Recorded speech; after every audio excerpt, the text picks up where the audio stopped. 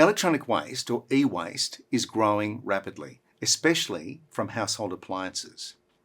Many of these appliances can be repaired, possibly over 50%.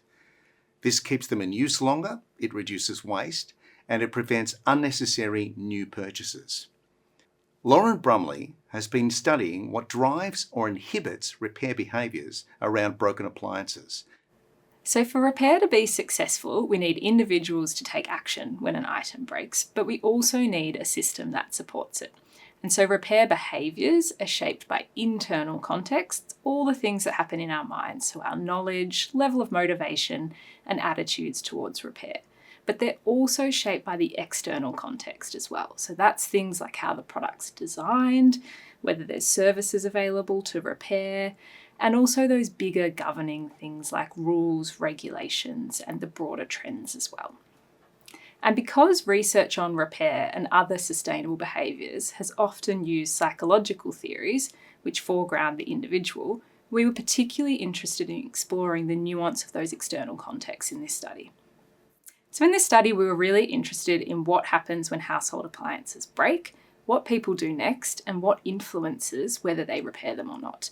And so through a series of interviews, we engaged a sample of people that were motivated in repair. They either fixed things themselves, volunteered at a repair cafe, or also had a knowledge about repair for their job. We also focused on a category of products known as workhorse products. And these are the types of products like kettles, toasters, and microwaves that are really valued for their utility and function. People want them to work.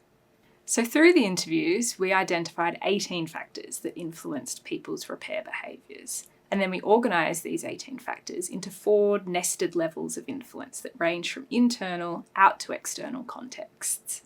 So we'll start with the innermost level, which is the individual level. And this includes all the internal factors that influence people's repair behaviours. So these are things like their attitudes towards repair generally. So some people do it because they believe it's cost effective. For others, it's about avoiding waste or more environmental reasons. Because an item was big or expensive, they wanted to repair it. But on the other hand, if it was small and cheap, maybe not so much. Another thing at the internal level is people's capability and opportunity to repair. So do they have the skills? Can they access information they need? Do they feel confident to fix things themselves? Or more broadly, do they have knowledge that repair is possible or where to take items when they break? And finally, we also observed perceived norms. So some people actually reflected on that they always try to repair. It's not a mainstream thing, and they felt that we operated within what they described as a throwaway culture.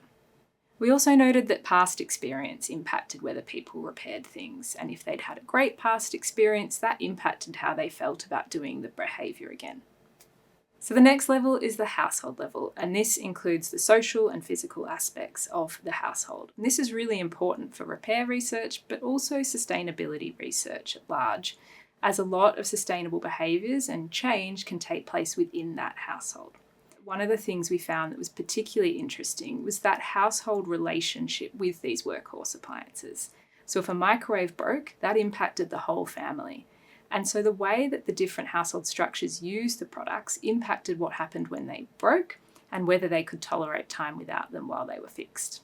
If there's a fixer in the house, then things were more likely to repair by that person. They were the go-to for repair. And tying in with that was whether there was a workspace in the house. So things like a garage, a shed, or even a corner of a room that was appropriate for fixing things. So as we move out, we have the repair ecosystem. And that includes the systems and services that support repair. So these are things like how products are designed. Can you open them? Is it screwed shut where something can easily be removed to access the interior of a product? Or is it glued? And that can present challenges. It includes the availability of services. What's available in an individual's local area? Can they access a professional that could help them fix something? It also includes the market costs. So sometimes repairing a product can be more expensive than replacing it. Replacement parts are a really big challenge in repair. And lastly, there's the outer layer, and that's the governing conditions. And these are those bigger indirect influences. It's things like rules and regulation, what consumer rights people have, and it's also things like those bigger cultural contexts as well. So several participants in the study reflected on the idea of a throwaway culture, and that's something that they felt was influencing whether repair was viewed as a norm or not. The various combinations of these factors can determine if a repair decision can be made. And often it comes down to knowledge and time. Do you know who to call? Can you be available for a call-out appointment? Can you afford that call-out appointment? Can you wait for parts to arrive? The most motivated household can still be held up by a landlord taking their time. It also may come down to who owns the appliance. Does it belong to the household, like a toaster, or is it someone's phone that is their sole responsibility? Repair behaviours are influenced by combinations of these levels and factors, and they come together to influence people's repair behaviours. So even if someone's really motivated, has a positive attitude to repair, in the face of not being able to find spare parts, it might not be possible.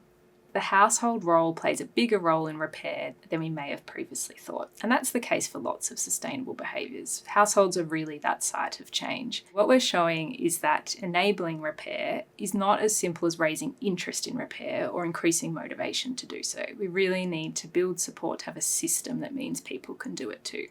So what this framework enables is for policymakers and practitioners to think about repair intervention design on multiple levels. How can we motivate people? What changes could we make in the repair ecosystem to make repair more successful? And what broader rights and regulations need to be put in place to support those other levels too? There's a growing focus on the repairability of products and making it easier for consumers to understand how durable and repairable they might be. Future research should further explore household routines and how the different levels interact to impact repair decisions. Thanks for watching.